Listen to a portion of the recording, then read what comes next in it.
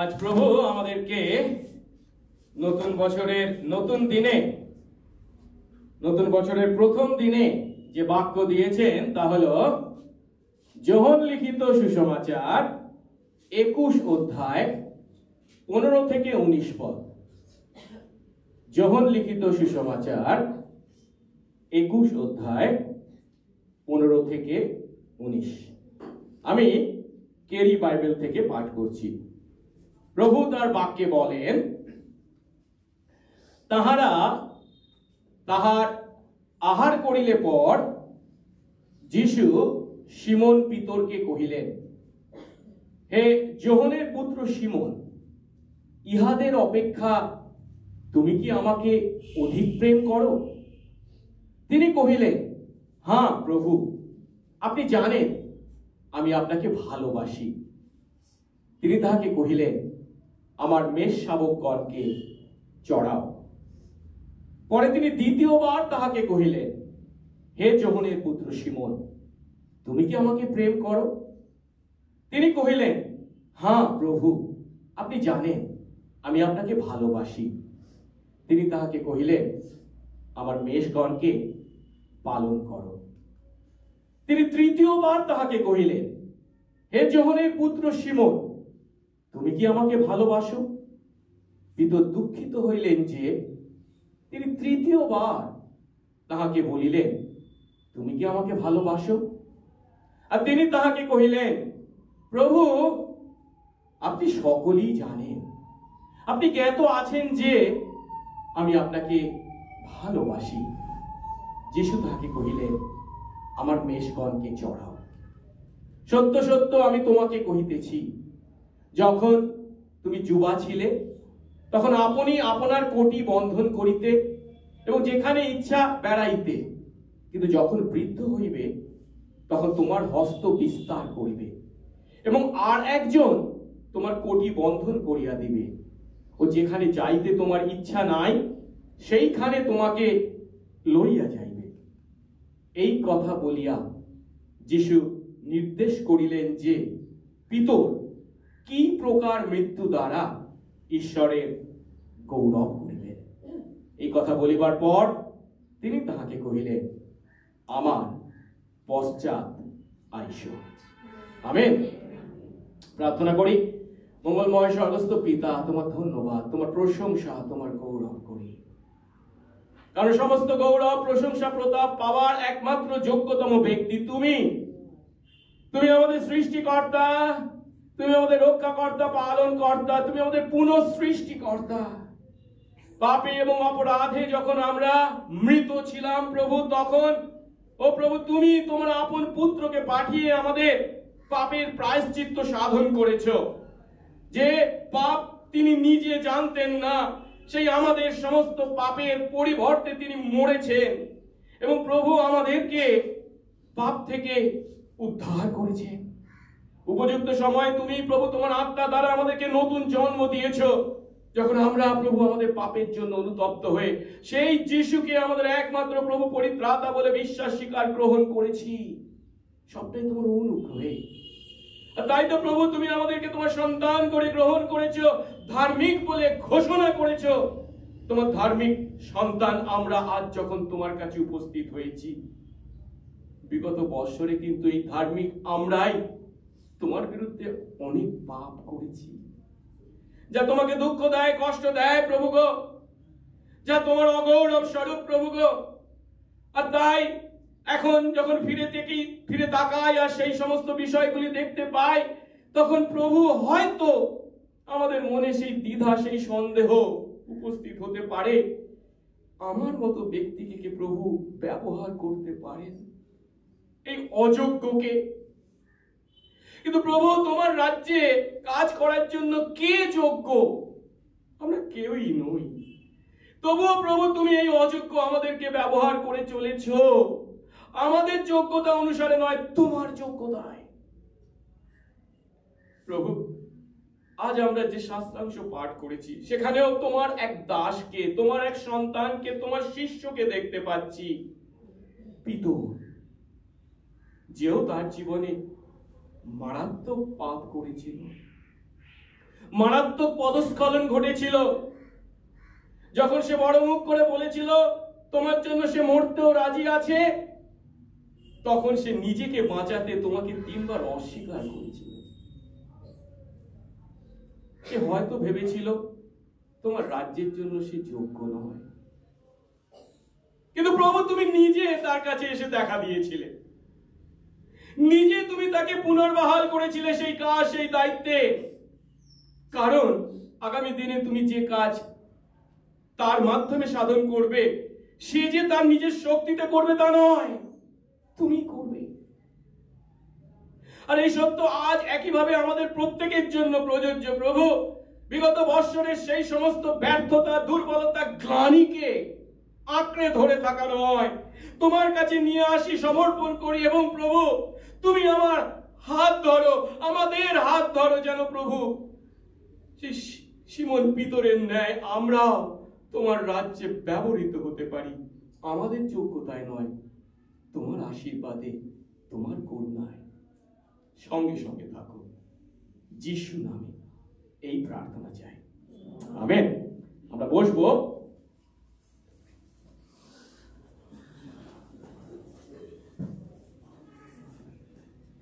আহ 2023 সাল অতিক্রান্ত, আর আজ যখন আমরা বিগত বৎসরের প্রতি ফিরে তাকাই, তখন হয়তো আমাদের সেই সমস্ত কাজ বা কথা মনে পড়ে। আমরা এমন অনেক কাজ করেছি বা এমন অনেক কথা বলেছি যা আজ চিন্তা পর্যন্ত করতে আমরা লজ্জা পাই।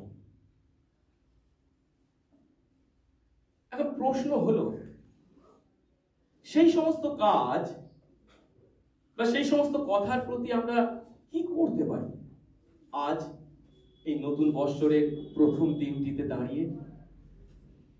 সব থেকে উত্তম যে কাজটি আমরা করতে পারি তা হলো সেই কাজ বা সেই কথা শেষ করা এবং নতুন করে শুরু করার সিদ্ধান্ত গ্রহণ। আমরা বোকার মতো যদি সেই সমস্ত কথা এবং কাজকে জিইয়ে রাখি, তাহলে সেটা হবে সব থেকে বড় মূর্খের কাজ। আর এখানে আমাদের এই যে উপস্থিতি, আমাদের কারোর উপস্থিতি কাকতালীয় বিষয় নয়, দুর্ঘটনা নয়, বাই অ্যাক্সিডেন্ট নয়। এ সবই হচ্ছে ঈশ্বরের আপন পরিকল্পনা অনুসারে সাধিত। আমাদের জন্ম যেমন ঈশ্বরের অনন্ত পরিকল্পনার মধ্যে সাধিত হয়েছে, ঠিক একইভাবে এই যে 2024 সাল দেখার সৌভাগ্য আমরা লাভ করেছি, এটিও প্রভুর পরিকল্পনার মধ্যেই ঘটেছে। তার পরিকল্পনা অনুসারেই আমরা এই 2024 সালে পদার্পণ করেছি। হয়তো আমাদের অনেকের কথা মনে হতে পারে যারা কিন্তু এই 2024 সালে পদার্পণ করতে পারেননি, তারা প্রভুর পরিকল্পনা অনুসারেই পারেননি। কিন্তু আমরা যখন পেরেছি, একইভাবে আমরা প্রভুর পরিকল্পনা অনুসারে। কেবল তাই নয়, এই যে বছর ঈশ্বর আমাকে এবং আপনাকে দেখতে দিয়েছেন, আমার এবং আপনার জীবনে এই বছরের জন্য ঈশ্বরের বিভিন্ন পরিকল্পনা আছে। এখন সেই সমস্ত পরিকল্পনাকে পূর্ণ করার লক্ষ্যে আমাদেরকে একটা কাজ করতে হবে। আর সেটি কি? গত বছরে সেই সমস্ত ব্যর্থতাকে আমরা যেন আঁকড়ে ধরে না রাখি, সেই সমস্ত ব্যর্থতা যেন আমাদের জীবনে বাধা স্বরূপ হয়ে না থাকে। এই সত্যটাই আজ আমরা উপলব্ধি করব প্রভুর এক শিষ্য, যার নাম পিতর, তার মাধ্যমে। পিতরের সম্বন্ধে আমাদের সকলেরই জানা আছে। পিতর ছিলেন যিশুর সেই 12 জন মনোনীত শিষ্যের মধ্যে একজন। আজ আমরা তার জীবনকে নিয়েই আলোচনা করতে চলেছি। এবং যিশু তার পার্থিব জীবনে যে 12 জন শিষ্যকে মনোনীত করেছিলেন, তাদের মধ্যে পিতর যে কেবল অন্যতম ছিলেন তা নয়, প্রায় প্রধান তাকে বলা যেতে পারে এমন শিষ্য ছিলেন। কেবল তাই নয়, এই 12 জন শিষ্যের মধ্যে আবার যিশু তার 3 জন শিষ্যকে নিয়ে খুব ঘনিষ্ঠ একটা বৃত্ত তৈরি করেছিলেন, যাকে বলা হয় অন্তর্বৃত্ত বা ইনার সার্কেল। পিতর, যাকব এবং যোহনকে নিয়ে। পিতর ছিল এই 3 জনের মধ্যে একজন। এবং সর্বোপরি পিতর আমাদের কাছে সব থেকে বেশি যে সাক্ষ্যদানের জন্য পরিচিত, তা হলো পিতর যিশুকে কি বলে? আপনি খ্রিস্ট, ঈশ্বরের পুত্র বলে স্বীকার করেছিলেন। আর প্রভু তার এই স্বীকারোক্তি শুনে কি বলেছিলেন? পিতরের এই স্বীকারোক্তির উপর তিনি তার মণ্ডলীকে গড়বেন। মথি 16 অধ্যায় আমরা পাই 16 পদে, যখন যিশুকে তিনি এই প্রশ্ন করেছিলেন। লোকেরা অনেক কিছু বলে, কিন্তু শেষে তিনি বলেছিলেন কি, তোমরা কি বলো শিষ্যদেরকে? তখন শিষ্যদের পক্ষ থেকে পিতর এগিয়ে এসেছিলেন। কি বলেছিলেন? আপনি সেই খ্রিস্ট, জীবন্ত ঈশ্বরের পুত্র। সেই খ্রিস্ট মানে কি? পুরাতন নিয়মে যার আগমনের কথা পুরাতন নিয়মের পাতায় পাতায় বলেছেন প্রভু, সেই খ্রিস্ট তিনি, সেই অভিষিক্ত, তিনি জীবন্ত ঈশ্বরের পুত্র। জীবন্ত ঈশ্বরের পুত্র মানে কি? তিনি স্বয়ং ঈশ্বর। এখন যদিও পিতর সেই যিশুর বিষয়ে সত্য স্বীকারোক্তি করেছিলেন, ঠিক কথা, সেই পিতর যিশুর উদ্দেশ্যে নিজেকে উৎসর্গ পর্যন্ত করেছিলেন, ঠিক কথা, কিন্তু এরপর যিশু যখন নিজের বিষয় বলেন, মনুষ্য পুত্রকে শত্রুদের হাতে সমর্পিত হতে হবে, তাকে বধ করা হবে, আর তিনি তৃতীয় দিনে উঠবেন, তখন সেই কথা শুনে পিতর কিন্তু খুব একটা সন্তুষ্ট হননি। পিতর শুধু নয়, শিষ্যদের উদ্দেশ্যে তিনি আরো বলেছিলেন, মতি 26 অধ্যায় 31 পদে, সেই রাতে তোমরা সকলে আমাতে বিঘ্ন পাবে। কোন রাতে? যে রাতে মনুষ্যপুত্র শত্রুদের হাতে সমর্পিত হতে চলেছে। এখন এই কথা শোনার পর পিতর, আমরা জানি ভালো করে, যিশুর কথার প্রতিবাদ করেছিলেন। আর প্রতিবাদ করে তিনি কি বলেছিলেন? মতি 26 অধ্যায় 33 এবং 35 পদে আমরা পাই, বলেছেন, যদি সকলে আপনাতে বিঘ্ন পায়, আমি কখনো বিঘ্ন পাবো না। যদি আপনার জন্য মরতেও হয়, কোনো মতে আপনাকে আমি অস্বীকার করব না। এই হলেন পিতর। কিন্তু শুধু যে তিনি অস্বীকার করবেন না, তার জন্য মরতেও রাজি আছেন এমন কথা বলে ক্ষান্ত হয়েছিলেন তা নয়। আমরা যদি লুক 14 অধ্যায় 33 পদ দেখি, তিনি আরো বলেছেন, প্রভু আমি আপনার সঙ্গে জেলে যেতে মরতেও পর্যন্ত প্রস্তুত আছি। বা যখন 13 অধ্যায় 37 পদে তিনি বলছেন, প্রভু আপনার জন্য আমি প্রাণ দেব। কিন্তু পিতর যখন তার প্রভুর প্রতি তার ভালোবাসার প্রকাশ হিসাবে এই সমস্ত স্বীকারোক্তি করেছিলেন, প্রভু তখন উপলব্ধি করেছিলেন যে পিতর আমার জন্য এগুলো করতে চায়, খুব ভালো কথা, কিন্তু সে তার নিজের শক্তিতে, নিজের ক্ষমতায়, নিজের জ্ঞানে, নিজের বুদ্ধিতে করতে চায় এবং পারবে বলে সে নিজের সম্বন্ধে মনে করে। কিন্তু এই পৃথিবীর মাটিতে মানুষ আমরা কেউই আমাদের নিজেদের শক্তিতে, জ্ঞানে, বুদ্ধিতে প্রভুর জন্য কিছুই করতে পারি না। যদি করতে যাই, কি ঘটনা ঘটে? পদে পদে আমরা পিছনে পড়ি। আর তাই প্রভু জানতেন পিতরের এই যে গর্বের কথা, তার পরিণতি কি হতে চলেছে। আর তাই যিশু পিতরের মুখে এই কথা শুনে তাকে বলছেন কি, আমার জন্য তুমি কি প্রাণ দেবে? সত্য সত্য আমি তোমাকে বলছি, যে পর্যন্ত তুমি 3 বার আমাকে অস্বীকার না করো, সেই পর্যন্ত মোড়ক ডাকবে না। অর্থাৎ তুমি আমার জন্য জেলে যাবে, তুমি আমার জন্য মরবে, তুমি আমাকে কখনো অস্বীকার করবে না। এত বড় বড় কথা বলছো, কিন্তু জানো এই তুমি আমাকে 3 বার অস্বীকার করবে। এখন এর পরবর্তী ঘটনা আমাদের সকলের জানা আছে, কিন্তু যে ঘটনা ঘটেছিল তার থেকে আমাদের যে সত্যটা উপলব্ধি করতে হবে তা হলো, আমরা যখন আমাদের ঈশ্বরের কাছে বিভিন্ন অঙ্গীকার করি, তখন আমাদেরকে একটা সত্য উপলব্ধি করতে হবে।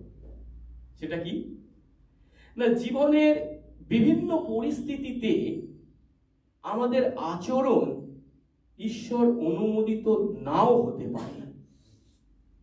অনেক সময় আমরা মনে করি পিতরের মতো কি, যেহেতু আমি ঈশ্বরের উদ্দেশ্যে উৎসর্গীকৃত, যেহেতু আমি ঈশ্বরের জন্য প্রাণ দিতে রাজি আছি, যেহেতু তার জন্য আমি মরতে রাজি আছি, জেলে যেতে রাজি আছি, তাহলে আমি যা কিছু করব সেটাই ঠিক, যা কিছু করছি সেটাই ঠিক।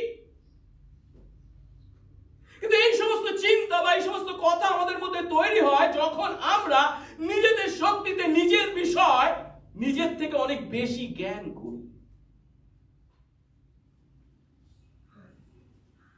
তার ফলস্বরূপ বিভিন্ন প্রতিকূল পরিস্থিতিতে আমরা এমন এমন কাজ করি, এমন এমন কথা বলি যা সম্পূর্ণভাবে ঈশ্বরের অনুমোদনের বাইরে, ঈশ্বরের অনুমোদিত নয়। কিন্তু আমরা বলি না, এটাই ঈশ্বরের কথা, আমার চিন্তা ঈশ্বরের চিন্তা না। আর সেটাই ঘটেছিল পিতরের জীবনে, যখন সে প্রতিকূল পরিস্থিতির মুখোমুখি হয়েছিল। সেই রাতে যখন জিহুদার নেতৃত্বে রোমীয় সৈন্যরা যিশুকে ধরতে এসেছিল, তখন কয়েকজন শিষ্য যিশুকে প্রশ্ন করেছিলেন, প্রভু, আমরা কি খড়গ দ্বারা আঘাত করব? আর তারা এসেছে খড়গ নিয়ে আমাদেরকে আক্রমণ করতে, আমাদেরকে ধরতে, আমরা কি তাদের প্রতিরোধ করবার জন্য খড়গ হাতে নেব? যিশু উত্তর দেননি, তখনও তার মুখ থেকে উত্তর বেরোয়নি। কিন্তু পিতর যিশুর উত্তরের অপেক্ষা না করে তিনি বলছেন, তিনি নিজের সম্বন্ধে চিন্তা করছেন, আমি তো যিশুর জন্য মরতে রাজি আছি, আমি তো যিশুর জন্য জেলে যেতে রাজি আছি, যিশুর উত্তরের প্রয়োজন নেই, আমি সঠিক পদক্ষেপ গ্রহণ করব বলে সে কি করেছিল? যিশুর উত্তরের অপেক্ষা না করে পিতর মহাযাজকের দাসকে আঘাত করে তার ডান কান কেটে ফেলেছিল। কিন্তু এত এনথুসিয়াজম যার মধ্যে ছিল, এত উৎসাহ যার মধ্যে ছিল, প্রভুর জন্য কাজ করতে, প্রভুর জন্য মরতে, প্রভুর জন্য জেলে যেতে আগ্রহী সেই পিতর, সেই আগ্রহ নিয়ে উৎসাহ সহকারে যখন কান কেটে দিল, তখন প্রভু কি করলেন? প্রভু তা দেখে প্রভুর প্রতিক্রিয়া হলো, তোমার খড়গ পুনরায় নিজের জায়গায় রাখো। আর শুধু তাই নয়, যে কান পিতর কেটে ফেলে দিয়েছে, যিশু সেই কান স্পর্শ করে তাকে সুস্থ করলেন। এখন পিতর এই ঘটনা দেখে যে সত্যটা উপলব্ধি করতে পারছে না, সেটা হচ্ছে যিশু যখন নিজেকে বাঁচাতে অস্ত্রের ব্যবহার করলেন না, তখন শিষ্যরা নিজেদের প্রাণ বাঁচাতে কি করলো? সবাই তাকে ছেড়ে পালিয়ে গেল। এখন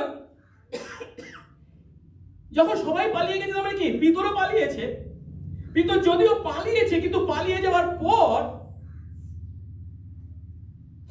তার কাছে বিষয়টি অস্বাভাবিক ঠেকেছে। পিতর যিশুর এই আচরণে হতভম্ব হয়ে পড়েছে। কেন? কারণ তিনি নিজের চোখে কি দেখেছেন? যিনি এখনো কাটা কান জোড়া লাগাতে পারে, তিনি কিভাবে বিনা যুদ্ধে আত্মসমর্পণ করতে পারে?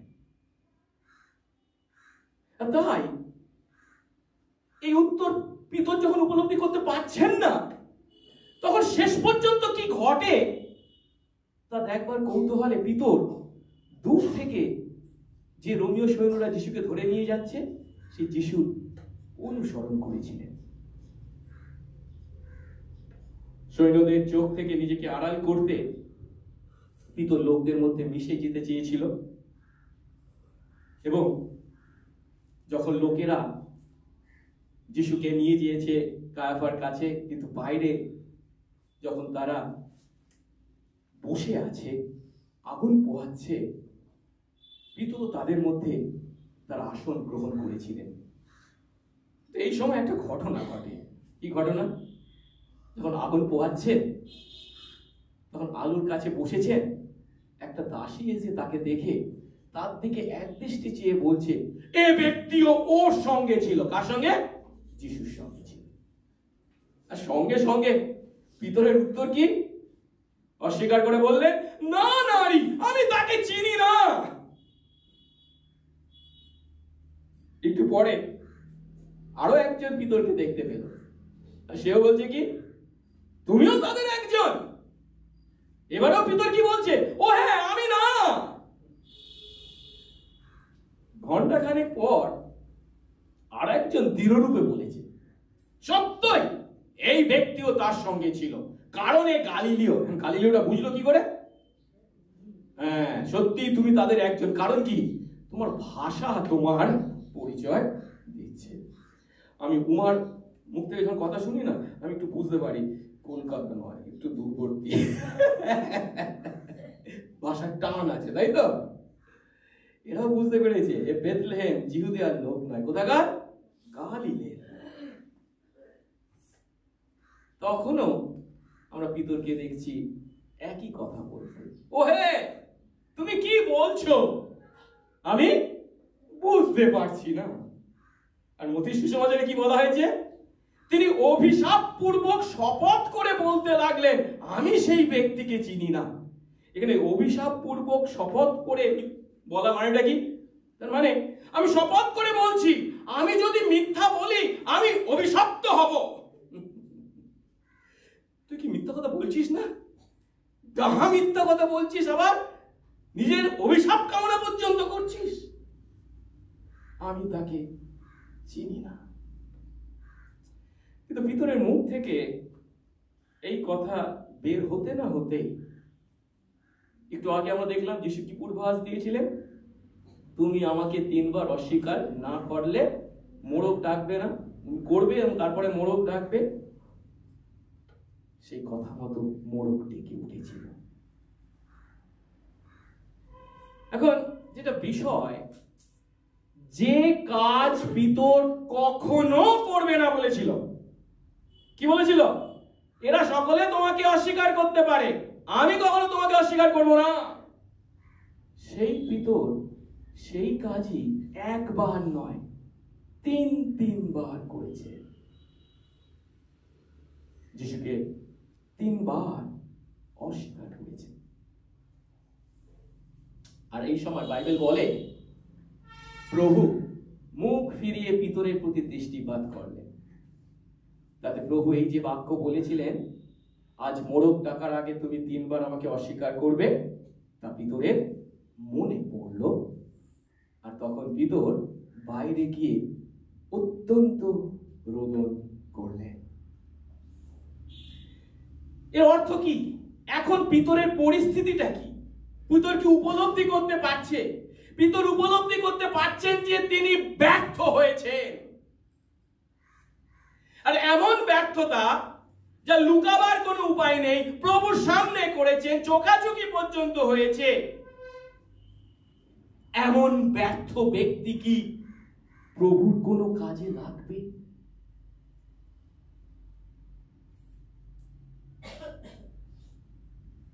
আপনি কি কখনো পিতরের ন্যায় এমন অভিজ্ঞতার মুখোমুখি হয়েছেন?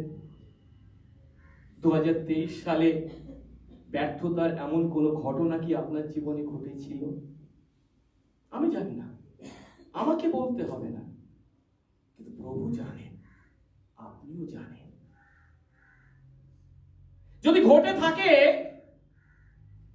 আপনার মতো, আপনার ভিতরের মতো আপনার মধ্যে হয়তো এমন চিন্তা আসতে পারে, আমার মতো এই সুজয়, যে কিনা এমন মিথ্যা কথা বলল, যে কিনা এমন পাপ করলো, যে কিনা এমন অপরাধ করেছে, এমন জঘন্য,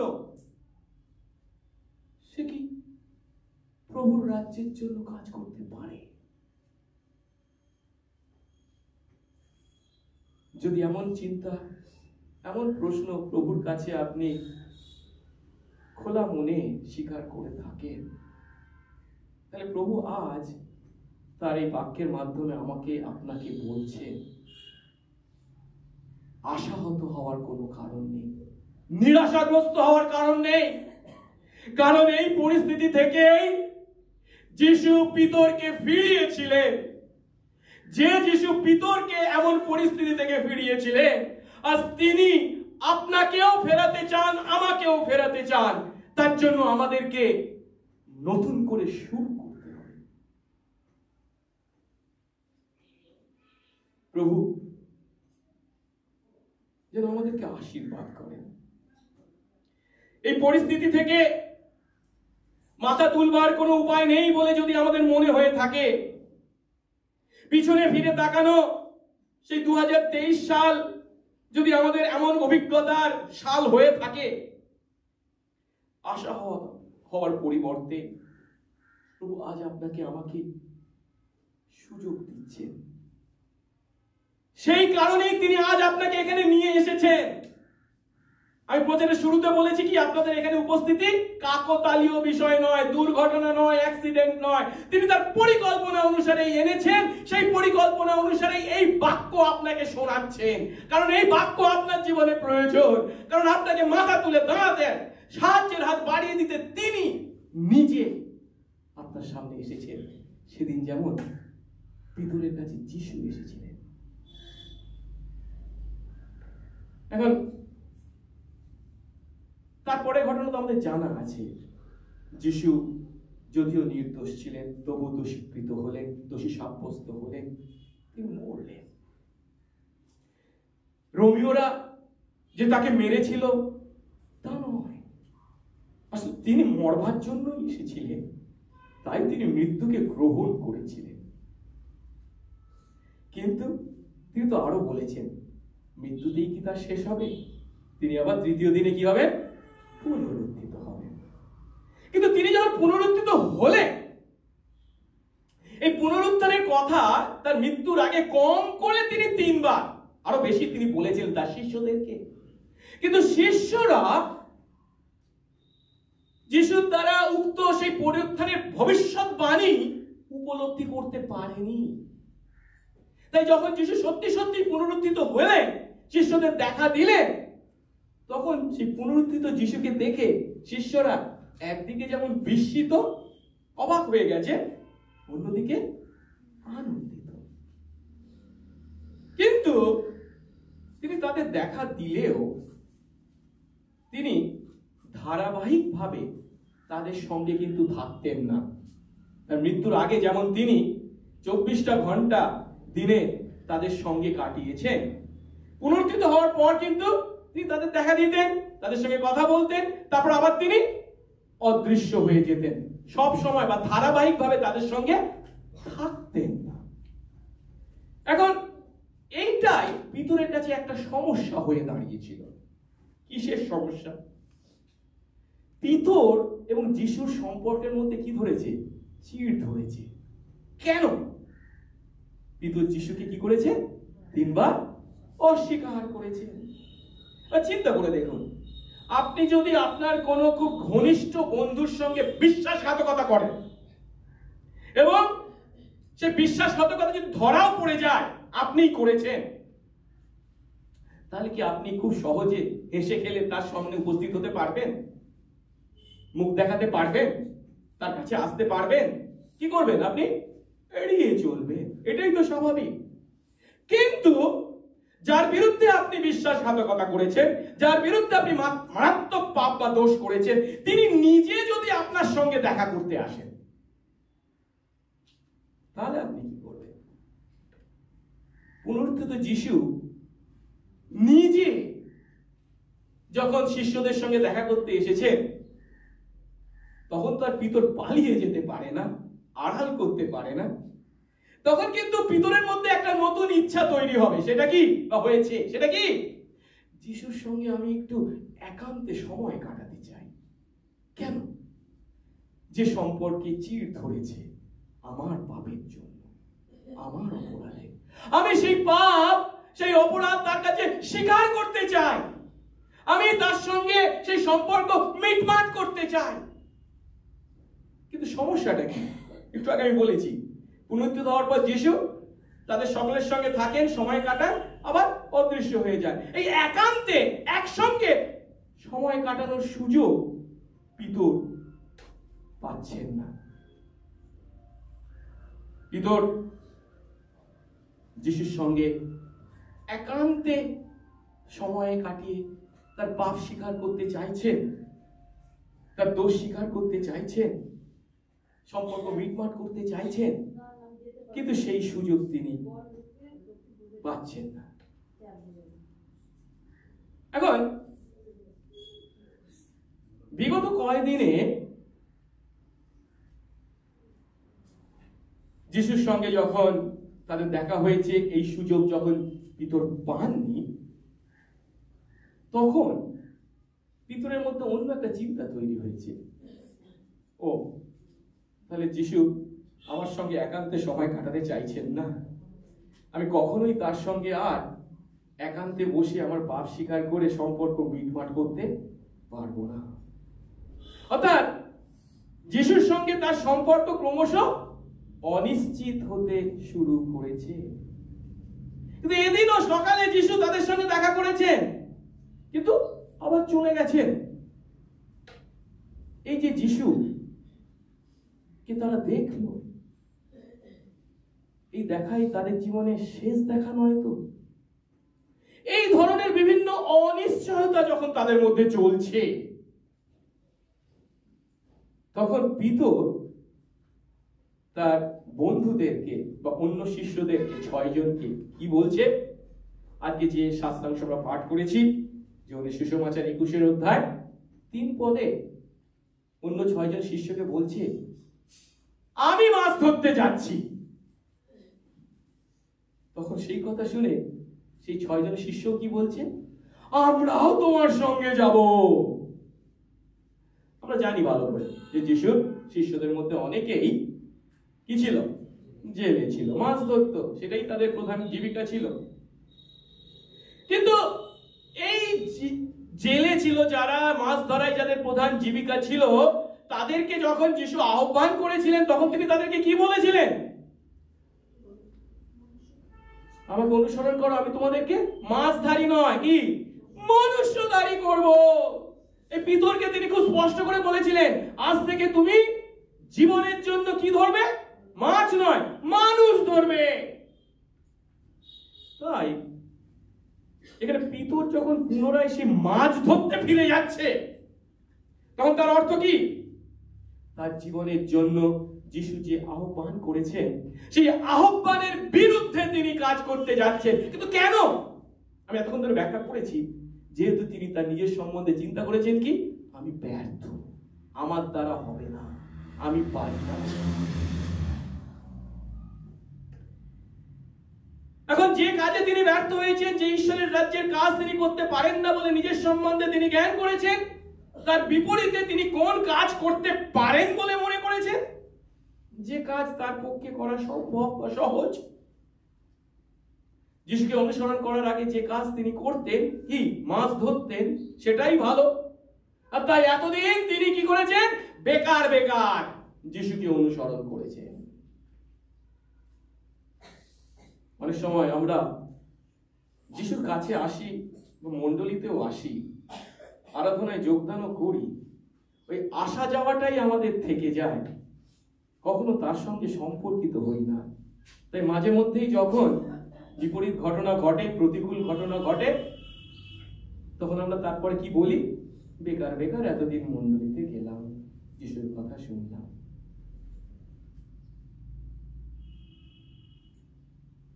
এখন শিষ্যরা যখন পুরনো জীবিকায় ফিরে যেতে চাইছে, তখন তাদের মনে চিন্তাটা কি হয়েছে? হয়তো এমন চিন্তা হয়েছিল, এতকাল প্রভুর রাজ্যে কাজ করার জন্য এত কষ্ট করলাম, কিন্তু ভালো মতো দুমুটো খেতে পেতাম না, ভালো মতো সম্মান পেতাম না, কিছুই ছিল না। কিন্তু আবার পুরনো জীবিকায় ফিরে যাওয়ার সুযোগ পেয়েছি। এবারে আমরা মাছ ধরবো, দুবেলা পেট ভরে খাবো, এবং হয়তো মাছ বিক্রি করে অনেক টাকাও হবে। নতুন করে আমরা জীবন শুরু করব। আমি কথাগুলো কেন বলছি নিশ্চয়ই আপনারা বুঝতে পারছেন। আমি অবাস্তব কথা কিছু বলছি না, বাস্তব জীবন থেকে আমার আপনার জীবনের চিন্তা ভাবনাকে এই কথাগুলোর মাধ্যমে ফুটিয়ে তুলতে চেষ্টা করছি। কিন্তু পিতরের সঙ্গে শিষ্যরা যখন এই কথা চিন্তা করছেন, তারা নিজেরা তাদের নতুন করে নিজেদের জীবন শুরু করবে, তখন সমস্যাটা কি জানেন? তারা যে এই নতুন জীবন শুরু করবার কথা ভাবছে, এটা কি ঈশ্বরের ইচ্ছা? এই নতুন বছরে আমরা অনেক কিছু নতুন নতুন করব বলে চিন্তা করছি, ঠিক কথা, সবাই করে, আমরাও করি। নিউ ইয়ার রেজলিউশনস, অনেক সিদ্ধান্ত আমরা গ্রহণ করি, কিন্তু সেটা কি প্রভুর ইচ্ছা? প্রভু কি চান আমি এগুলি করি? সমস্যা হলো আমরা প্রভুর ইচ্ছা ধার ধারি না, যদিও আমরা প্রভুর সন্তান বলে নিজেদের পরিচয় দিই। এখানে তারা যখন মাছ ধরতে যাওয়ার জন্য আবার হাত লাগিয়েছে, তখন কি তাদের প্রশ্ন করা উচিত ছিল না, প্রভু তোমার ইচ্ছা কি, এটা কি আমরা করতে পারি, এটা কি উচিত? যাই হোক, তারা প্রায় যিশুর সঙ্গে 2-3 বছর কাটিয়েছে, তাই তো? ব্যবসা অনেক দিন ধরে চলে গেছে। যিশুকে যখন তারা অনুসরণ করেছিল, তাদের নৌকা জাল সব বিক্রি করে দিয়েছিল। এখন আর তাদের কাছে কিছুই নেই। কিন্তু মাছ ধরতে গেলে তো 2 হাত দিয়ে শুধু মাছ ধরা যায় না, নৌকার দরকার, জালের দরকার। তার মালিক এখন তারা নয়, আর হয়তো তারা সেই নৌকা বা জাল ভাড়া পর্যন্ত করেছে, বা কারোর কাছ থেকে ঋণ নিয়ে সেগুলি ব্যবস্থা করেছে। ভালো কথা, নতুন করে শুরু করবার জন্য তারা গেছে, নতুন করে নতুন কাজে নতুন করে হাত দিয়েছে। তারা কি করতে গেছে? মাছ ধরতে গেছে। কিন্তু ঈশ্বরের ইচ্ছার বাইরে সেই কাজ যখন তারা করতে গেছে, কতখানি সাফল্য তারা পেয়েছে? বাইবেল কি বলে? সেই রাতে তারা কিছুই ধরতে পারলেন না। এই রাতের কথা বলছি কেন? এই গালিল সাগরে মাছ ধরবার সব থেকে উপযুক্ত সময় ছিল রাতের বেলা। তখন মাছটা উপরে উঠে আসতো, আর দিনের বেলা হলে নিচে নেমে যেত, জাল ফেলে ধরা যেত না। সারা রাত তারা পরিশ্রম করেছে, কিন্তু একটিও মাছ ধরতে পারেনি। কিন্তু বাইবেল বলছে তবুও তারা হাল ছাড়েনি। নতুন প্রেরণা, নতুন বৎসরে নতুন কাজ করব, তাই তো? যত নিজেকে উজাড় করে দিয়েছে, প্রভাত পর্যন্ত, ভোরবেলা পর্যন্ত তারা চেষ্টা চালিয়েছে, কিছুই পায়নি। তারা ক্লান্ত, পরিশ্রান্ত। এমন সময় বলা হচ্ছে, ডাঙা থেকে একজন লোক তাদেরকে ডেকে বলছে, কি তোমাদের কাছে কিছু খাবার আছে? তোমাদের কাছে কিছু খাবার আছে? আরে খাবার থাকবে কি করে? সারা রাত চেষ্টা করেছি, কিচ্ছু ধরতে পারিনি। তারা ভাবছে কি, ও মনে হয় প্রথম ক্রেতা আজকে, ধরতেই পারলাম না, কিন্তু ক্রেতা হাজির হয়ে গেছেন। কিন্তু তারা উত্তর দিচ্ছে, না, কিছুই নেই। তখন ডাঙা থেকে যে ব্যক্তি তাদের কাছে কোনো খাবার আছে কিনা জিজ্ঞাসা করেছিলেন, তিনি কি বলছেন? তোমরা তোমাদের নৌকার ডান দিকে জাল ফেলো, তাহলে পাবে। বলা হচ্ছে অতএব তারা জাল ফেললেন, আর তারা এত মাছ ধরা পড়লো যে তারা আর তা টেনে তুলতে পারলেন না। এরা সারা রাত ধরে চেষ্টা করেছে, ভোরবেলা পর্যন্ত চেষ্টা চালিয়েছে। মাছ অনেক দূরে ছিল, তাই তো? একেবারে গভীরে চলে গেছিল, তাই তো?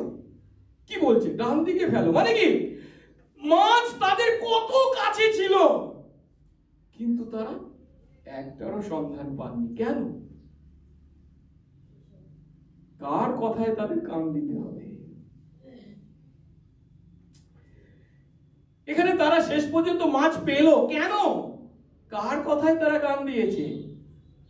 হ্যাঁ, যিনি ডাঙা থেকে বলছেন তোমরা তোমাদের ডান দিকে যাও, ফেলো। এখন এই ধরনের ঘটনা এ তো প্রতিদিনের ঘটনা নয়। আর একজন যখন বলছেন ডান দিকে জাল ফেলো, আর সেখন প্রচুর মাছ ধরা পড়লো, এটা যখন ঘটেছে তখন যোহন উপলব্ধি করতে পেরেছেন কি এ তো পুরনো দিনের অভিজ্ঞতা। এমন ঘটনা তো এর আগেও ঘটেছিল যখন যিশু আমাদেরকে আহ্বান করেছিলেন। আর তাই যোহন বুঝতে পেরেছেন কি ইনি হলেন স্বয়ং যিশু। আর যখন সেই কথা পিতরকে বললেন যে যিনি ডাঙায় দাঁড়িয়ে আছেন, যিনি আমাদেরকে ডান দিকে জাল ফেলতে বলেছেন, তিনি স্বয়ং যিশু ছাড়া আর কেউ নন। তখন বলা হচ্ছে পিতর তার কোমরে গামছা জড়িয়ে জলে ঝাঁপ দিলেন, কারণ তিনি লজ্জিত। এখন পিতরের জীবনে এটা হলো দ্বিতীয় ঘটনা। এমন লজ্জা বা লজ্জিত হওয়ার এটা হচ্ছে দ্বিতীয় ঘটনা। কারণ শিষ্য হিসেবে তাকে আহ্বান করবার শুরুতেও এই একই ঘটনা ঘটেছিল। নৌকার মধ্যে যখন যিশু ছিলেন তখন পিতর যিশুর সামনে লজ্জিত হয়েছিলেন, তার কাছে হাঁটু পেতে বলেছিলেন, প্রভু আপনি আমার কাছ থেকে দূরে যান, কারণ আমি পাপী। এখন সেই ঘটনায় যোহনকে নতুন করে তার জীবন শুরু করতে বাধ্য করেছিল, যখন সে যিশুর অনুসরণকারী হয়েছিল, যিশুর শিষ্য হয়েছিল। কিন্তু এখানে ঠিক তার বিপরীত ঘটনা ঘটেছে। পিতর তার জীবন নিজে নিজে নতুন করে শুরু করতে চেয়েছিলেন, কিন্তু যিশু তাকে দেখা দিয়ে তার জীবনকে সঠিক পথে শুরু করতে পরিচালনা দিতে এগিয়ে এসেছে। আমরা যিশুর হাত ধরে পথ চলেছিলাম, কিন্তু হয়তো যে সমস্ত বিষয় আশা করেছিলাম সেগুলো পূর্ণ হয়নি। আমাদের সাধারণ ধারণা আছে যিশুর কাছে আসলে আমার যে সমস্ত সমস্যা আছে সমস্ত কিছু মুক্তি পাবো, কারণ যিশু হচ্ছে সমস্যার সমাধানকারী ব্যক্তি। নিশ্চয়ই যিশু আমাদের সমস্যার সমাধান করেন, খুব ভালো কথা, কিন্তু আপনার ইচ্ছা অনুসারে নয়, আমার ইচ্ছা অনুসারে। এবং তিনি আপনার জাগতিক সমস্যা, আপনার অর্থনৈতিক সমস্যা, সামাজিক সমস্যা, শারীরিক সমস্যা, রাজনৈতিক সমস্যার সমাধান করলেও করতে পারেন যদিও, কিন্তু তার জন্য তিনি আপনার প্রভু হয়ে পৃথিবীর মাটিতে এসে ক্রুশের উপর মরেননি। তিনি স্বর্গ থেকেই সেই সমস্ত সমস্যার সমাধান আপনাকে করে দিতে পারতেন, কিন্তু তিনি স্বর্গ থেকে পৃথিবীর মাটিতে এসে আপনার জন্য মরেছেন। কেন জানেন? আপনার অর্থনৈতিক সমস্যার সমাধান করার জন্য নয়, আপনার সামাজিক সমস্যা নয়, শারীরিক সমস্যা নয়, আপনাকে পাপ থেকে উদ্ধার করবার জন্য। এই সত্য যেন খ্রিস্ট বিশ্বাসী হিসাবে আমরা হৃদয়ের গভীরে গেঁথে রাখি। তার কাছে আসবো আমার জাগতিক সমস্যার সমাধান পাওয়ার জন্য, আর চিৎকার করে বলবো আমরা এই সমস্যা এই সমস্যা এই সমস্যা সমাধান দাও, সমাধান সমাধান দাও। আপনি খ্রিস্ট বিশ্বাসী নন, আপনি সুযোগের সদ্ব্যবহারকারী। তাকে আপনি আপনার প্রয়োজনে ব্যবহার করতে চাইছেন। বোকা নন যে আপনার আসল ইচ্ছা তিনি জানেন না। আপনি যদি মনে করেন তাকে বোকা বানিয়ে আমার সব পাওনা গন্ডা মিটিয়ে নেব, আসল করে নেব, তার সন্তান কোনোদিন হব না, পাপ আমি করেই যাব, পাপের সন্তান হয়েই থাকবো। কারণ জগতের মাটিতে পাপ করেই বেঁচে থাকা যায়। বেশি দিন আপনি চালাকি করতে পারবেন না। এই পৃথিবীর মাটিতে হয়তো করে গেলেন, কিন্তু শেষ বিচার আছে জানবেন। তাই সেদিন যিশু যখন ডাঙায় দাঁড়িয়ে আছেন এবং যখন তাকে চিনতে পেরেছে, পিতরকে বলেছেন উনি প্রভু, এবং সেই পিতর প্রভুর সন্তান, প্রকৃত অর্থ সন্তান, তার সমস্যার সমাধানকারী হিসেবে তাকে চিন্তা করেননি তিনি। সত্যি করেই তিনি তার সন্তান ছিলেন, তবুও তিনি ভুল করেছিলেন, ব্যর্থ হয়েছিলেন, দুর্বলতার প্রকাশ রেখেছিলেন এবং নিজের ব্যর্থতার কারণে নিজেকে দূরে সরিয়ে নেবেন ভেবেছিলেন। সেই পিতর লজ্জিত হতে বাধ্য হয়েছে, তিনি জলের ঝাঁপ দিয়েছে। সহজ কথায় চিন্তা করা যায়, কারণ সেই সময় জেলেরা মাছ যখন ধরতো খুব একটা কাপড় জামা পরে থাকতো না, তাই তিনি বাধ্য হয়েছিলেন তার উলঙ্গতা ঢাকবার জন্য গামছা পরতে। লজ্জা, ওই লজ্জা কোন লজ্জা? পাপের জন্য লজ্জা। আদম হাওয়া পাপ করার পর প্রথম লজ্জা অনুভব করেছিল। তার আগে কি তারা পোশাক পরতো? না। কিন্তু লজ্জিত হয়েছিল কি? না। কিন্তু তারা ডুমুর পাতা সেলাই করে কাপড় দিয়ে তাদের লজ্জা নিবারণ করেছিল। কখন? যখন তারা তাদের পাপ দেখেছিল। পিতর তার পাপ দেখেছে, তাই তিনি লজ্জিত হয়েছেন। যে পিতর যিশুকে 3 বার অস্বীকার করেছেন, তবু সেই যিশু তাদের কাছে এসেছেন স্বয়ং। তখন যিশু তাদের কাছে শুধু যে এসেছেন তাই নয়, যিশু যখন শত্রুদের হাতে সমর্পিত হয়েছিলেন, তখন সমস্ত শিষ্যই তাকে পরিত্যাগ করে চলে গিয়েছিল। পিতর অন্য শিষ্যদের মধ্যে যদিও পালিয়ে যায়নি, দূর থেকে অনুসরণ করেছিল, কিন্তু কাছে গিয়ে কি করেছিল?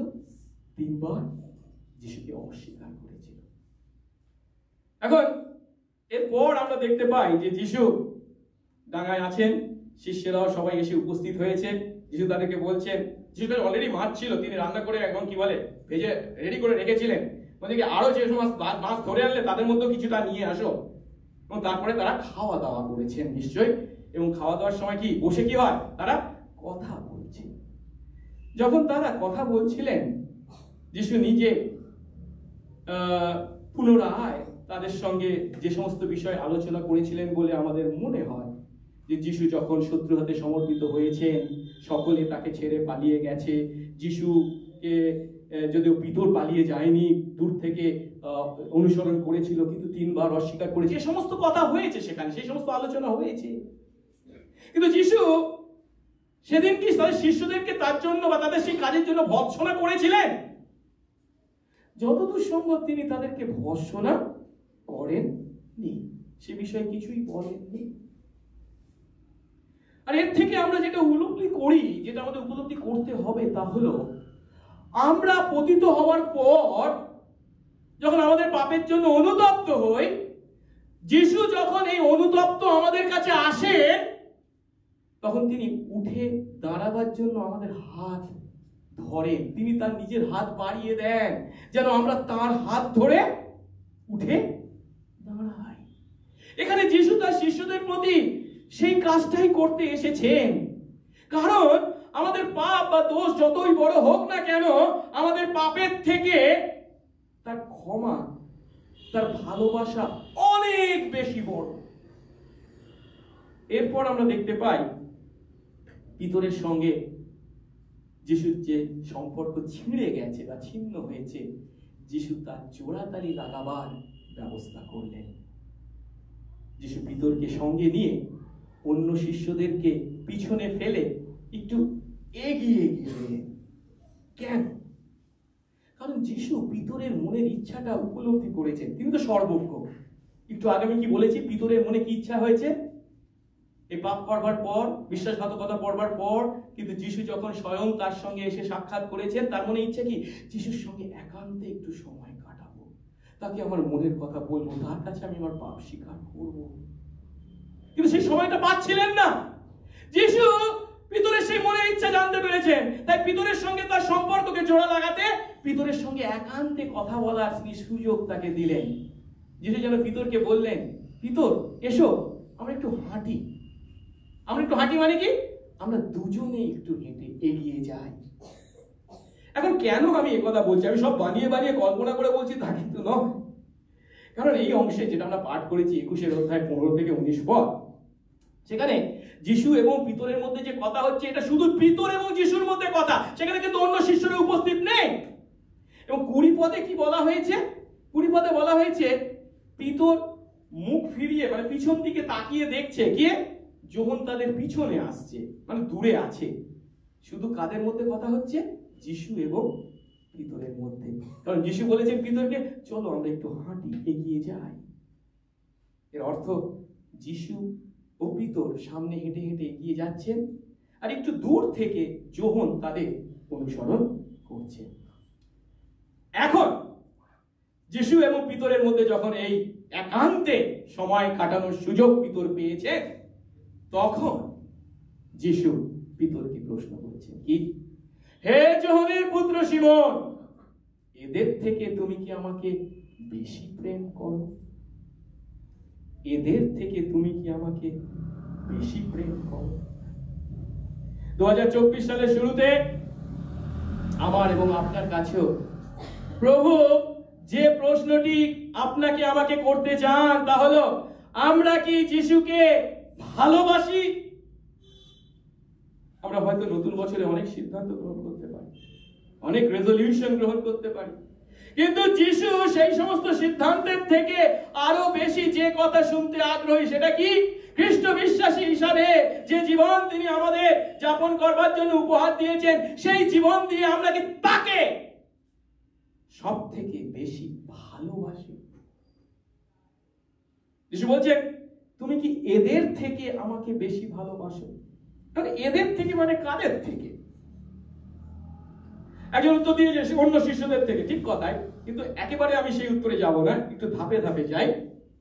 হয়তো হতে পারে যে মাছ ধরার কাছে, যে মাছ বিক্রি করে অনেক অর্থ উপার্জন করবে বলে শিষ্যরা আশা করেছিল, যে অর্থ উপার্জনের মাধ্যমে যে আরাম, যে স্বাচ্ছন্দ্য তারা ভোগ করতে পারবে, যিশু বলছেন এই মাছ, এই জীবিকা, এই স্বাচ্ছন্দ্য, এই আরাম, তার থেকেও কি তুমি আমাকে বেশি ভালোবাসো? কিংবা এই যে নতুন জীবিকা সে গ্রহণ করেছে বা তারা গ্রহণ করেছে, পিতরকে তিনি জিজ্ঞাসা করছেন, তুমি কি এই পুরনো ব্যবসা, এই মাছ ধরার ব্যবসাকে আমার থেকে বেশি ভালোবাসো? প্রভু আমাদের তো একই কথা প্রশ্ন করছে। গত বছরে আমরা প্রভুর প্রতি কতটা প্রেম করেছি, আমার ব্যবসাকে কতটা ভালোবেসেছি, প্রভুকে কতটা ভালোবেসেছি, আর আমি আমার নিজের অর্থকে কতটা ভালোবেসেছি। তৃতীয়ত, যে অর্থে হতে পারে এদের থেকে মানে কাদের থেকে? অন্য শিষ্যদের থেকে কি তুমি আমাকে বেশি ভালোবাসো? কেন একথা বলছেন? কারণ এই পিতর গর্ব করে কি বলেছিল? অন্যরা তোমাকে অস্বীকার করতেও পারে, আমি তোমাকে অস্বীকার করব না। তাই যিশু তাকে জিজ্ঞাসা করছে, তুমি কি এখনো সেই কথা, সেই চিন্তা করো, তুমি তাদের থেকেও আমাকে বেশি ভালোবাসো? এখন বাইবেল এই প্রশ্নে সঠিক উত্তর আমাদেরকে, এদের মানে কাদের, বাইবেল কিন্তু স্পষ্ট করে আমাদেরকে বলে না। আর এর পিছনে কারণ কি হলো? যদিও 2000 বছর পেরিয়ে গেছে এই প্রশ্ন যিশু পিতরকে করেছিলেন, আজ তিনি সেই একই প্রশ্ন আমাদেরকে করছেন। সুজয়, সৌমিত্র, মলয়, তুই কি এদের থেকেও আমাকে বেশি ভালোবাসি? আমরা যেন এদের, এই শব্দটার পরিবর্তে আমাদের জীবনে সেই ভালোবাসার বিষয়গুলোকে একটা একটা করে চিহ্নিত করি। সেগুলি কি আমার কাছে যিশুর থেকে বেশি ভালোবাসার বিষয় বা বস্তু বা ব্যক্তি? আমাদের জীবনে এমন কি কোনো বিষয় আছে যাকে আমরা যিশুর থেকেও বেশি ভালোবাসি? আমাদের জীবনে এমন কোনো বিষয় আছে কি যাকে আমরা প্রভুর নিয়ন্ত্রণের অধীনে আনতে আগ্রহী নয়? প্রভু, তুমি আমার সমস্ত বিষয়ের উপর নিয়ন্ত্রণ চালাও, কিন্তু এটা বড্ড একান্ত, এটা আমি ছাড়তে পারবো না, এটা না, এটা। বিশ্বজিৎ বলছে, হ্যাঁ স্যার ঠিক বলেছেন, বিষয় দেখার নয়, আমাদের প্রত্যেকের জীবনে আছে হয়তো এমন কোনো বিষয় যেটাতে প্রভু যেন হাত না লাগায় বলে সরিয়ে রাখতে চাই। কেন? সে বিষয়টা বা সেই ক্ষেত্রটা হলো আমার কাছে প্রভুর থেকে আরো বেশি ভালোবাসার বিষয় বা ক্ষেত্র। সেদিন পিতর কি উত্তর দিয়েছিলেন? হ্যাঁ প্রভু, আপনি জানেন আমি আপনাকে ভালোবাসি। পিতর হয়তো ভেবেছিল সেই উত্তর শুনে যিশু পিতরকে পাল্টা প্রশ্ন করবে, তাহলে তুমি আমাকে কেন অস্বীকার করলে? যিশু কি সেই প্রশ্ন করেছে? পাল্টা প্রশ্ন করেছে? জানবেন, আমাদের যিশু কখনো আমাদের পুরনো পাপ নিয়ে আমাদেরকে টানেন না। হ্যাঁ, ওটা করেছিল, ওই করেছিলি, সেই করেছিল। আমাদের যিশু এমনটি নয়।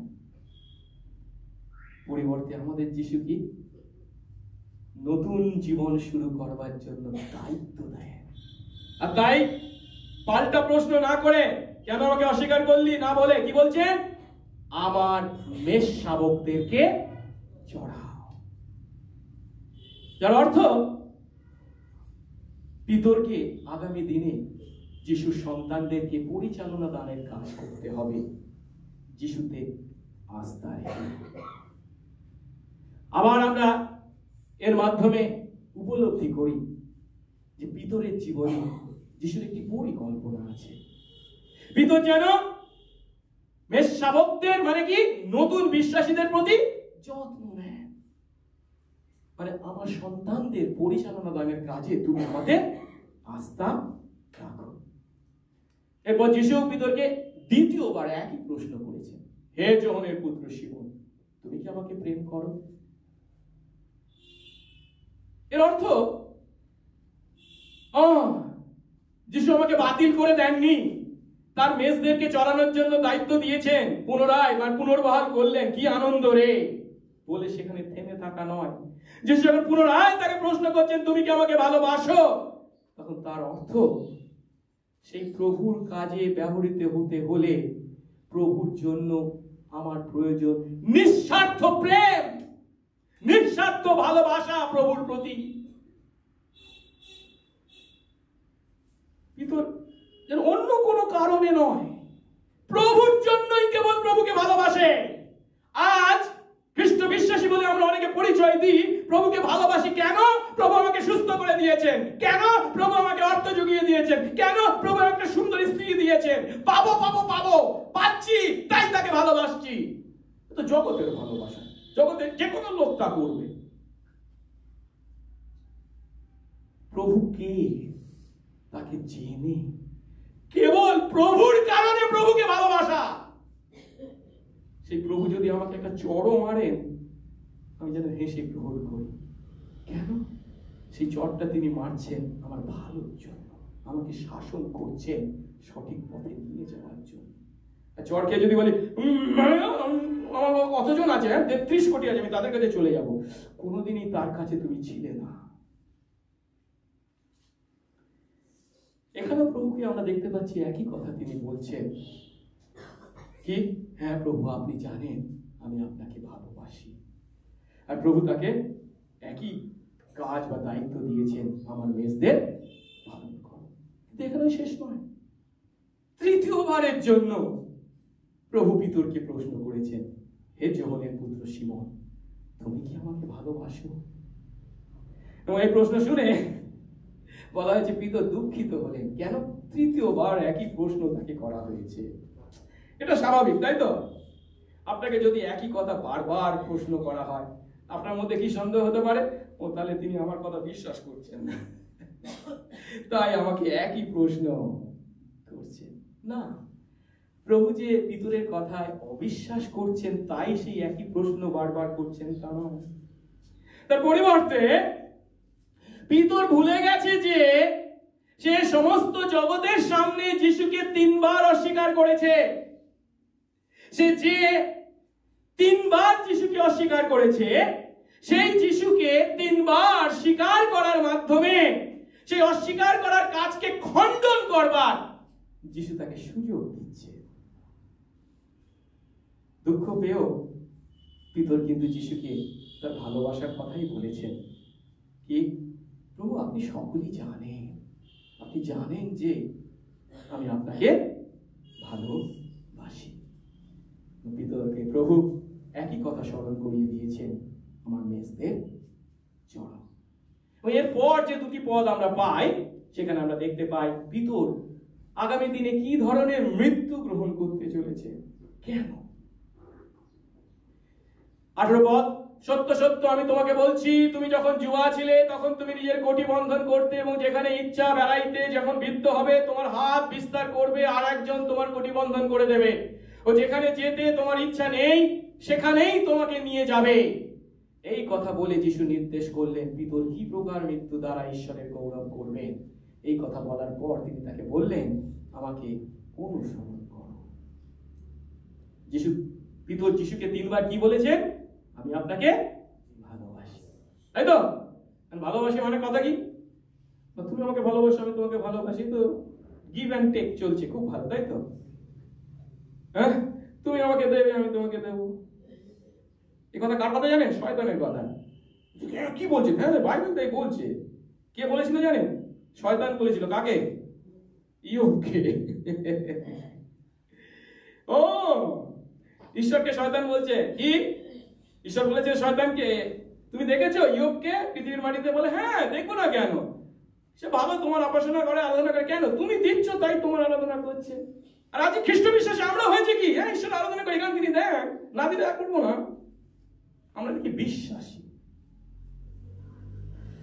এখন যে যিশুকে ভালোবাসার কথা বলেছেন পিতর, সেই যিশুর জন্য তিনি মরতেও পর্যন্ত ভালো রাজি আছেন বলেছেন, তাই তো? সেই প্রতিজ্ঞা কেবল প্রতিজ্ঞা নয়, মুখের কথা নয়, তিনি একবার পালন করতে পারেননি, কিন্তু এই দ্বিতীয়বার যখন তিনি তাকে পুনরায় আহ্বান করলেন এবং পুনর্বহাল করলেন, সেই কাজ তিনি পূর্ণ করতে চলেছে। যিশুর জন্য তিনি মরতে চলেছেন এবং কি ধরনের মৃত্যু দ্বারা তিনি ঈশ্বরের গৌরব করবেন তা তিনি পূর্বেই ঘোষণা করলেন। কি বললেন?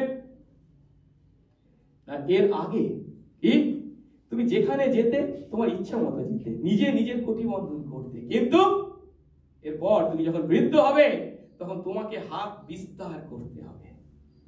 হাত বিস্তার করতে হবে মানে কি?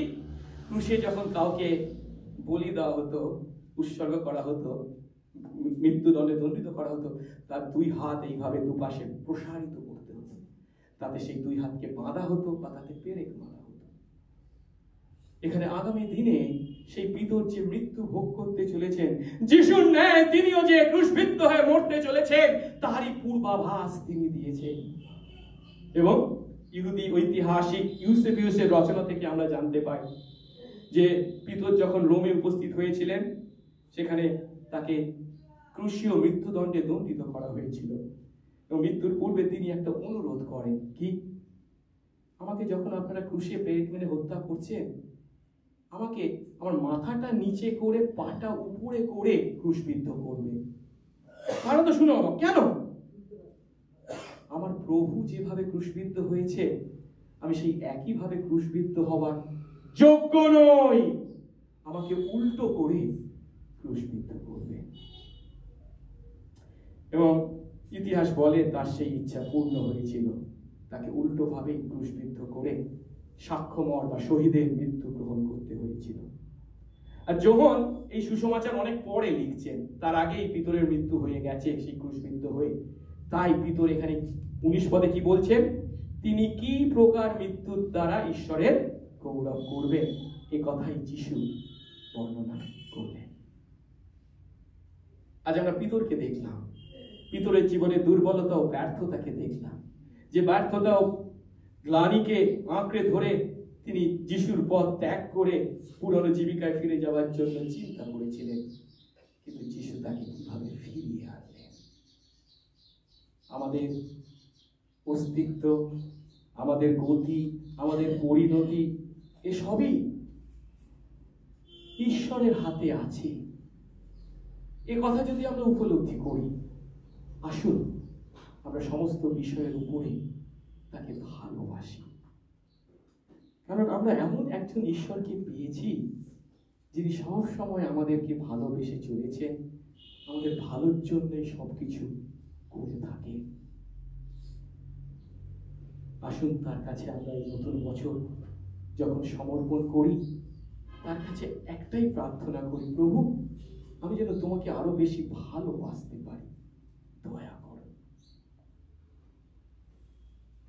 আমরা জানি একদিন আমাদের প্রত্যেককেই প্রভুর সামনে দাঁড়াতে হবে এবং আমাদের জীবনের হিসাব তাকে দিতে হবে। সেদিন আমাদের কতজনকে দেখে ঈশ্বর বলবেন, উত্তম ও বিশ্বস্ত দাস বা দাসী, তুমি সত্যি আমাকে ভালোবেসেছো। সেই ভালোবাসা কেবল যে মুখের কথা ছিল তা নয়, খাঁটি ভালোবাসায় ভালোবেসেছো। সে খাঁটি ভালোবাসা প্রতিদিন প্রকাশ পেয়েছে। এসো আমার আনন্দে অংশ নাও। তো আশীর্বাদ করুন যারা এই নতুন বৎসরে আমরা আমাদের প্রভুকে আরো বেশি ভালোবাসার প্রতিজ্ঞা করি। প্রার্থনা করি। মঙ্গলময় স্বর্গস্থ পিতা, তোমার ধন্যবাদ প্রভু। আজ তোমার বাক্য থেকে আমরা শিখলাম, দেখলাম, জানলাম প্রভু গো, কিভাবে তুমি সেই পিতরকে ফিরিয়েছিলে। যে দুর্বল পিতর, যদিও তার দুর্বলতাকে উপলব্ধি না করতে পেয়ে বড় মুখ করে বলেছিল, আমি তোমার জন্য জেলে যাব, তোমাকে কখনো অস্বীকার করব না, তোমার জন্য আমি মরব পর্যন্ত। সেই পিতরই নিজের শক্তিতে নিজেকে বাঁচাতে 3 বার তোমাকে অস্বীকার করেছিল। সেই পিতর যখন তোমার কাজের জন্য নিজেকে অযোগ্য জ্ঞান করে দূরবর্তী হয়েছিল, তুমি এসেছিলে তার সাথে। তুমি তাকে আবার তোমার কাজে পুনর্বহাল করবার জন্য আহ্বান করেছ, তাকে ক্ষমা করেছ, তোমার হাত ধরে তাকে ধরেছ এবং প্রভু আরেকটি বার তার সেই 3 বার তোমাকে অস্বীকার করার কাজকে খণ্ডন করবার সুযোগ দিয়েছ। তারই মুখ থেকে 3 বার তোমার প্রতি ভালোবাসার স্বীকারোক্তির দ্বারা। প্রভু এই নতুন বছরে পুরানো বছরের সেই সমস্ত ব্যর্থতা, দুর্বলতা বা গ্লানিকে নয়, কিন্তু প্রভু তোমাকে ভালোবাসার প্রতিজ্ঞা করতে তুমি আমাদেরকে আশীর্বাদ করো।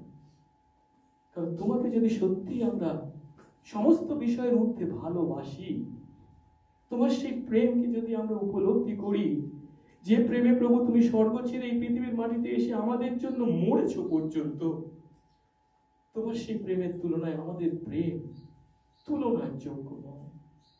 আর তার জন্য যদি এই পৃথিবীর মাটিতে আমাদের দুঃখ কষ্ট সহ্য করতে হয়, এই পৃথিবীর মাটিতে দুঃখ কষ্ট আগামী দিনের সেই গৌরবের তুলনায় যে কিছুই নয়, প্রভু সেই সত্য উপলব্ধি করতে আমাদের আশীর্বাদ করো, হাত ধরে নিয়ে চলো, তোমার প্রতি আমাদের বিশ্বাস এবং প্রেমকে বৃদ্ধি করো। যিশু নামে এই প্রার্থনা চাই, আমেন।